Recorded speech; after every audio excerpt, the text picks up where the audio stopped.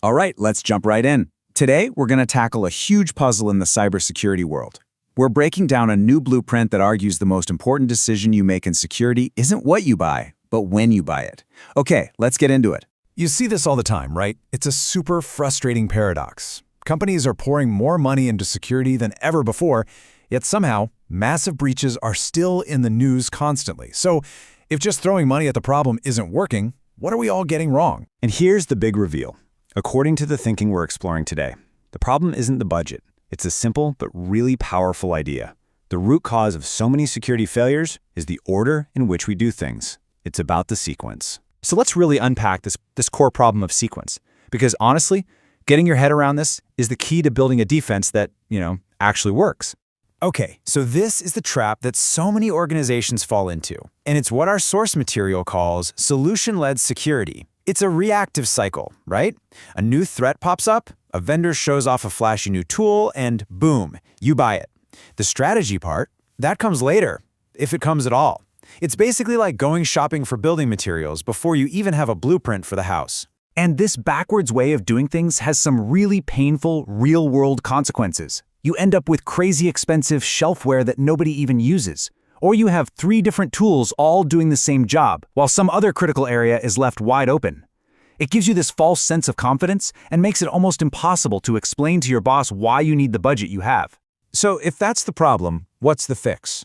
Well, the sources frame this as a choice between 2 completely opposite ways of thinking about security. And this is the hero of our story. Approach-led security. It completely flips the script. Instead of starting with a tool, you start with the big fundamental questions. What are we actually trying to protect here? What are our real-world risks? And what's our philosophy for dealing with them? Only after you've answered all that do you even start looking for a tool that fits your plan. Now, when you put these 2 mindsets head-to-head like this, the difference is just stark.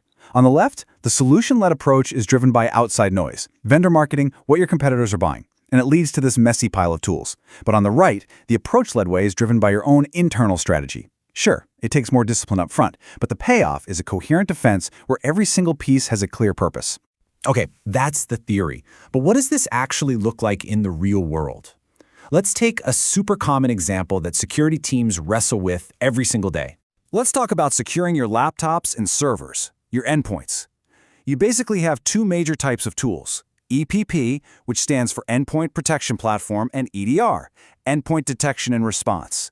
They both try to solve the same problem, but they come at it from completely different philosophies. One is all about building a wall to keep bad stuff out. The other is about having guards inside the walls to spot trouble that's already gotten in. So let's start with EPP. You can think of this as the evolution of your classic antivirus software.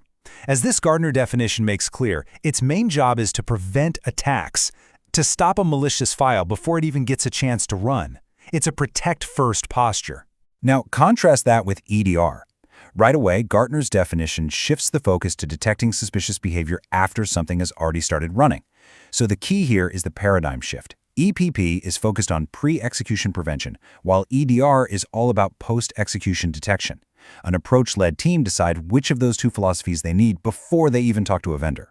Okay, let's build on that idea. Let's zoom out to an even bigger strategic choice that applies to pretty much every part of cybersecurity. This gets to the very heart of what prevention means. Prevent by detection is like having a security guard at the door who has to inspect everyone and everything that comes through. But prevent by design is totally different. That's like designing a fortress with way fewer doors in the first place. One is a reactive process of looking for bad stuff. The other is a proactive structure that's just safer by default. And this table just lays it all out so perfectly. Take network security. The tool-first detection approach is to buy an IPS to scan all your traffic. The strategy-first design approach is to use microsegmentation to just block traffic that shouldn't exist by default. Same logic for endpoints, for data, for the web. You choose your philosophy first and then find the tool. Okay, so let's say you're sold on this. You're thinking, I want to move away from just buying boxes. How do you actually put an approach-led strategy into practice? Well, the source material lays out this really clear 5-step blueprint. You start by figuring out your mission and what's most important to protect. Then you choose your core philosophies, just like we discussed. From there, you figure out the specific capabilities you'll need. You map what you already have, and then look where the shopping happens. Evaluating vendors is step 5. It's the absolute last thing you do, not the first. All right, let's bring this all home. If you're going to remember just one thing from this whole explainer, what's the most important takeaway? It's all about this tiny but game-changing shift in the question you ask yourself. The solution-led person asks, which tool can I buy to fix this? But the approach-led person starts by asking, what is the right way for us to address this risk? The tool just becomes the way you execute the answer to that much bigger question. It changes everything. And I think this quote from the source material just sums up the stakes perfectly. Getting the sequence right, well, it's the difference between building a real, coherent defense and just owning a drawer full of expensive but totally disconnected security gadgets. So that leaves us with one final question to think about. I want you to take a hard look at your own organization's security program. Is it an intentionally designed architecture built from a real blueprint? Or has it become a collection of boxes, bought one reaction at a time?